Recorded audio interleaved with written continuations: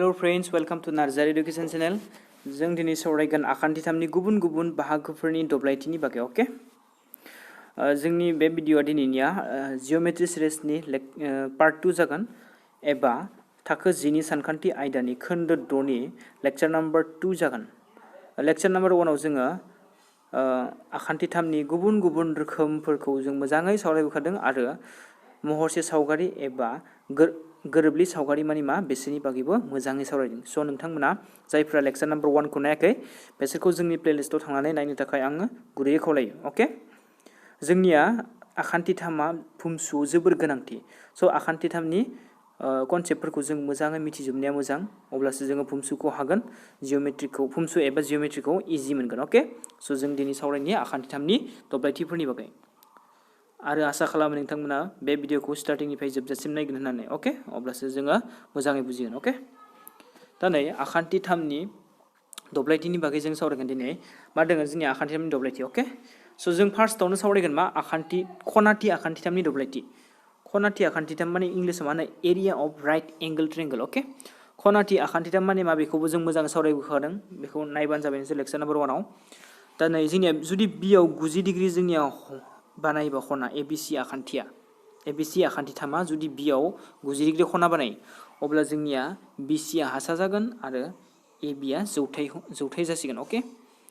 अब्ला जोंनिया 90 डिग्रीनि अपोजिट माने उल्था आखान्थिखौ जेब्लाबो जोङो लाव आखान्थि होननानै बुङो ओके अब्ला जोंनिया एसिया लाव आखान्थि जासिगोन ओके अब्ला जोङो मा आखान्थि 3 खनाथि आखान्थि 3 दब्लायथिया मा जोंना हाफ इनटु हासा सानजाब जौथाय ओके दब्लाय एबिसि माने दब्लायथि एबिसिनि दब्लायथि अब्ला हासा सानजाब जौथाय अब्ला आखान्थि 3नि दब्लायथिनि सिम्बला जोंनिया मा मिदि बेखौ लिरनांगौ आखान्थि 3 दब्लायथि जुदि आखान्थि 3 एबिसि नि दब्लायथि होनबा डेल्टा एबिसि बेखौ जों डेल्टा होनो ओके एबिसि बिदि लिरनांगौ अब्ला जों बिदि लिरबाय नै अब्ला बिदि लिरबाय जों आखान्थि 3नि दब्लायथिखौ अब्ला जोंनिया हाफ इनटु हासा माने मा जोंनिया बिसि लिरबाय इनटु जौथाय माने मा जोंनिया जौथाय माने एबि स' एबि लिरबाय ओके स' होमबा जोंनिया मा हाफ इनटु हासा सानजाब जौथाया जोंनिया खनाथि आखान्थि 3नि दब्लायथि ओके अब्ला जों बेखौ एग्जाम्पल जों नायो एग्जाम्पलाव मा होदों ओके बेबो जोंनिया नै जुदि पि किउ आर आ मोनसे आखान्थि 3 जेराव जोंनिया पि एस आ थोंगोर माने मा जोंनिया नै थोंगोर माने जे नै इखौ हमना लाबाय ए बि बेखौ हमना लाबाय पि किउ आ ए बि नि थोंगोर माब्ला थोंगोर जागोन पि किउ आ ए बि नि जेब्ला बेयाव 90 डिग्री बानाय ओके जेब्ला मोनसे दाननाय बिन्दोआव जेब्ला जोंनिया 90 डिग्री बानायगोन ओके पि किउ आ जुदि ए बि जो थोंगोर जानांगौबा बेयाव 90 डिग्री खना बानायगोन ओके थिग बेबादिनो बेयावबो जोंनिया पि एस आ किउ आर नि थोंगोर ओके माने बेयाव 90 डिग्री बानायगोन ओके अब्ला जोङो थोंगोरखौनो बिसोरनि जौथाय होननानै बुंनाय जायो ओके अब्ला नै जोङो पि ओके र' बेखौ जों माने पि एम आ जोंनिया थोंगोर नंगौना नङा पि एम आ जोंनिया थोंगोर नङा मानोना बेयाव 90 डिग्री बानायाखै ओके बेयाव 90 डिग्री बानायाखै अब्ला बेयो जोंनिया पि एम आ बे आखान्थि 3 पि किउ आर नि जौथाय जानो हाया स' आखान्थि 3 नि जौथाय जानोबा बियो जेब्लाबो पारपेन्डिकुलार जानांगोन बेबायदि ओके पि एस बेयाव 90 डिग्री बानायनांगोन अब्ला जोंनिया मा पि एस आ बे पि किउ आर नि जोंनिया मा जाखो जौथाय अब्ला बेयावबो जों मा फर्मुलाखौ मोनखादोंमोन मा आखान्थि 3नि खनाथि आखान्थि 3नि फर्मुलाया मामोन जोंनिया एरियानि फर्मुलाया हासा सानजाब जौथाय हासा माने मा किउ आर आ हासा बेयाव हासा आरो जौथाया मा पि एस ओके स' बेनो जोंनिया फर्मुलाया ओके स' जोङो बिदिन्थिनि गेजेरजों सावरायनायखौ जा गाहायाव होनाय आखान्थि 3नि दब्लायथिखौ दिहुन गाहायाव होनाय आखान्थि 3नि दब्लायथिखौ दिहुन ओके दा बेयाव मा आखान्थि 3 होनाय दं जोंनिया एबिसि आखान्थि 3 होनाय दं ओके अब्ला बिसोरनि जौथायखौ होनाय दङ मा 3 सेन्टिमिटार हासाया दङ 4 सेन्टिमिटार अब्ला जोंनिया एबिसि नि आखान्थि 3नि दब्लायथिखौ दिहुननो होदो बेयावबो बियाव जोंनिया 90 डिग्री बानायदों अब्ला जों फर्मुलायाव दानि मोनबोखादों फर्मुलाया मामोन जोंनिया हासा सानजाब जौथाय नंगौ ना हाफ इनटु हासा सानजाब जौथाय स' होमबा आखान्थि 3 एबिसि नि दब्लायथि ओरै लिरगोन इखो आखान्थि 3 एबिसि नि दब्लायथि समान हाफ हासा माने मा जोंनिया बिसिया बेसेबां दङ 4 जौथाय माने मा जोंनिया एबि बेसेबां दङ 3 ओके होमबा जों दाननो हायो 2 into 1 2 2 into 2 4 ओके होमब्ला बेसेबां थाखो जोंनिया 2 into 3 6 बेयाव मा जागोन सेन्टिमिटार स्क्वायर एरियानि फर्मुलाया जेब्लाबो जोंनिया सानगुदिया स्क्वायर जायो ओके सेन्टिमिटार स्क्वायर जाबाय अब्ला आरो नेक्स्टखौ नायनो जोंनिया मा नेक्स्टआवबो दोङो नै मोनसे बेयावबो जोंनिया ए बि सि आखान्थिथाम बेयावबो जों ए बि सि आखान्थिथामनि दब्लायथिखौ दिहुननांगौ ओके जों दिहुनोबा बेयावबो जोंनिया सेम आखान्थिथाम ओके जों बेलेग कालार लानायखौ आखान्थिथाम ए बि सि दब्लायथि बेयावबो मा हाफ इन्टु हासेया मा बेयाव हासेया बिसिया बेसेबां दङ 8 सेन्टिमिटार स' 8 आरो जौथाया बेसेबां एडिया माने बेयाव जौथाया जाखो बे पारपेन्डिकुलार माने 90 डिग्री बानायदो बेयाव अब्ला बेयो पारपेन्डिकुलार जाबाय माने थोंगोर जाबाय अब्ला जों मा जागोन एडिया बेसेबां दङ 3 ओके बेयाव दानदो 2 सानजाबसे 2 सानजाब 4 8 अब्ला बेसेबां थाखो जोंनिया 4 सानजाब 3 थाबायना अब्ला बेखौ सानजाबा बेसेबां जायो 4 सानजाब 3 बेसेबां 12 अब्ला सानगुदिया मा सेन्टिमिटार स्क्वायर अब्ला जोंनिया बेयो जाबाय आखान्थिथामनि दब्लायथि ओके नेक्स्टखौ नायनि जोङो मा नेक्स्टआव दं जोंनिया मा गोरोबै आखान्थिथाम ओके गोरोबै आखान्थिथाम गोरोबै आखान्थिथाम माने मा बेखौबो जों लेक्चार नाम्बार 1 आव सावरायदो मोजाङै नायबानो जाबाय नोंसोरो बेयाव नाय जुदि गोरोबै आखान्थिथामनि फर्मुला बेयाव दब्लायथिनि फर्मुला जुदि ए बि सि आ जोंनिया मोनसे गोरोबै आखान्थिथाम अब्ला बिनि जोंनिया एरियानि फर्मुलाया बोरै जागोन दब्लायथिनि फर्मुलाया ए बि सि दब्लायथि समान नै रुट अभारनि सिङाव मा s whole into s minus A S minus B S minus सि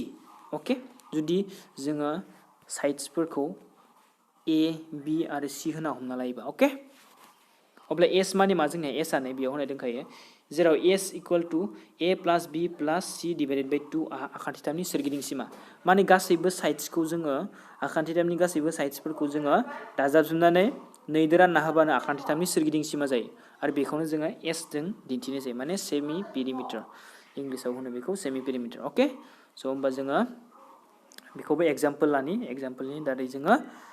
बुजिनो नाजानाय ओके गाहायाव होनाय आखान्थिथामनि दब्लायथिखौ दिहुन गाहायाव होनाय आखान्थिथामनि दब्लायथिखौ दिहुननो होदो ए बि सि आखान्थिथामनि दब्लायथिखौ दिहुननो होदो बेयाव ओके अब्ला जों दिहुननि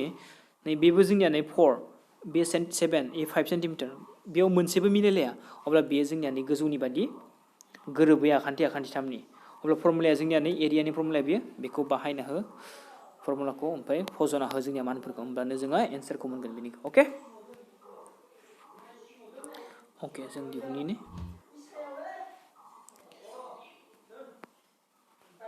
मामोन जोंनिया फर्मुलाया एस माने मा जोंनिया एस माने जोंनिया ए प्लास बि प्लास सि डिभाइडेड बाय 2 बे ए आ बेसेबां दं जोंनिया ए आ दङ 7 बि आ दङ 5 सि आ दङ 4 ओके अब्ला मा जोंनिया 7 प्लास 5 प्लास 4 डिभाइडेड बाय 2 7 प्लास 5 12 12 प्लास 4 16 बाय 2 होमबा मा थागोन जोंनिया 16 डिभाइडेड बाय 2 अब्ला मा मोनगोन जोङो 16 डिभाइडेड बाय 2 बा मा जायो जोंनिया 8 सेन्टिमिटार जागोन ओके अब्ला जों एस नि मानखौ मोनबाय 8 सेन्टिमिटार ओके अब्ला जोङो फर्मुलायाव बहायदो नियाव आखान्थिथाम बेखायनो जोङो दब्लायथिखौ दिहुनसै बेखायनो दब्लाय A B C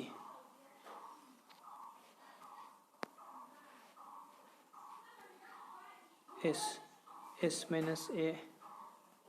S minus B S minus C okay बेयाव फजना होदो दा मानफोरखौ एस नि मानखौ बेसेबां मोनदों जोङो एस नि माना 8 मोनबाय अब्ला एस नि माना 8 का ए नि माना 7 आरो एस नि माना 8 बि नि माना 5 एस नि माना 8 आरो सि नि माना 4 ओके बेखौ जों बानायदो फार्दार सल्भ बानायबाव 8 7 निफ्राय 8 निफ्राय 7 थांबा 1 ओके इनटु 8 निफ्राय 5 थांबा 3 इनटु 8 निफ्राय 4 थांबा 4 ओके बेखौ सानजाबजुना हो 8 सानजाब 6 समान 8 8 सानजाब 3 समान 24 24 सानजाब 4 समान बेसेबां जायो 96 ओके अब्ला जोंनिया बेसेबां जाखो इयाव 96 सेन्टिमिटार स्क्वायर रुट 96 को सेफाइ बावनो हायो नामा जोङो सेफाइ बावनो हायोबा सेफाइबाबो जागोन अके अब्ला जोंनिया बेखिनियानो मोनबाय बेनि एन्सारा अके अब्ला जोङो नेक्स्टखौ नायनि मा गोरोबनै आखान्थि आखान्थिथाम अके बेयाव नेक्स्टआव मा होनाय दङ जोंनिया गोरोबनै आखान्थि आखान्थिथाम गोरोबनै आखान्थि आखान्थिथामनि दब्लायथि अके isosceles triangle area of isosceles triangle माने गोरोबनै आखान्थि आखान्थिथाम माने मा जों बेखौबो लेक्चर नाम्बार 1 आव मोजाङै सावरायदों नायबानो जाबाय अके अब्ला जोंनिया AB आरो AC आ मोननै मिलायनाय आखान्थि दङ मोनसे आखान्थिथामनि आरो BC आ जोंनिया मिलायै आखान्थि अके अब्ला जों फर्मुलाखौ लिरनो हायो दब्लाय ABC समान B/4 root over 4A square minus B square रुटनि सिङाव इयो अके बेनो जोंनिया फर्मुलाया फार्स्टआव मा मिलायखौ जोङो 4 दो डिभाइड बानायना होनांगोन आरो रुट अभारनि सिङाव मिलायनायनि स्क्वायर जों 4 सानजाबनानै बिसोरखौ मिलायनि स्क्वायर जों दानख'ना होदो अके ओके जों एग्जांपलनि गेजेरजों बेखौबो बुजिनो नाजानि नै जोंनिया मा होदो गाहायाव होनाय आखान्थिथामनि दब्लायथिखौ दिहुन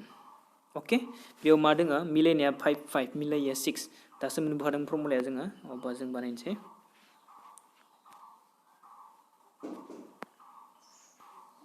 ओके जोंनि एरिया ABC मिलायखौ 4 दो राननांगौ मिलायया 6 दोङो होमबा 4 दो रान रुट अभारनि सिङाव मा 4A स्क्वायर मोन नालाय A मा दोङो मिलायनाया 5 4 into 5 स्क्वायर माइनास मिलायया मा दोङो जोंनिया 6 होमबा 6 नि स्क्वायर ओके बेनो जोंनिया बेखौ फज'जोब्बाय जोङो ओके दा जों बेखौ दिहुनदो 3/2 जागोन बे दानलायबा ओके आरो रुटनि सिङाव मा जागोन 5 स्क्वायर माने 25 दो 4 into बानायबा बेसेबां जायो जोंनिया 100 माइनास बेसेबां जागोन बेयो 6 स्क्वायर माने मा 36 100 निफ्राय 36 थांबा बेसेबां थायो जोंनिया 3/2 100 निफ्राय 36 थांबा जोंनिया 64 थायो ओके 64 नि स्क्वायर रुटआ मा जोंनिया 8 ओके into 8 मोनबाय 8 खौ बोरै मोनदो नाय 64 निफ्राय मोनदो जोङो माने नै 64 खौ बोरै लिरनो हाबावो जोङो समान 8 into 8 लिरनो हागोन ना माने 8 स्क्वायर 8 लिरनो हायो ओमफ्राय स्क्वायर केन्सेल थांनानै 8 ल'सो थासिगोन ओके ओके आइ होप नोंसोर बेखौ बुजिदों जानांगौ अब्ला जों बेखौ दाननो हाबावो 2 सानजाब 6 समान 2 2 सानजाब 4 समान 9 ओके अब्ला 3 सानजाब 4 थाबाय 3 सानजाब 4 बेसेबां जोंनिया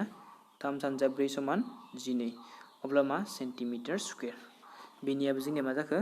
12 सेन्टिमिटार स्क्वायर जाबाय एन्सारा ओके एरियानिया आइ होप नोंसोर बेखौ बुजिदों जानांगौ ओके नेक्स्ट जों नायनि नेक्स्टआव मा दोङो नेक्स्टआव दोङो जोंनिया मा गोरोब आखान्थि आखान्थिथाम बेयो जोंनिया जोबोद इम्पर्टेन्ट बेखौ नांबाय थागौ नोंसोरना माने मा इक्विलेटराल ट्रायंगलनि एरिया अफ इक्विलेटराल ट्रायंगल गोरोब आखान्थि आखान्थिथामनि दब्लायथि ओके गोरोब आखान्थि आखान्थिथाम माने मा जोंनिया मोनसे आखान्थिथामनि गासैबो आखान्थिया गावजों गाव गोरोबजोबोबा गावजों गाव समानबा ओके बेयाव नै गासैबो समान AB समान BC समान AC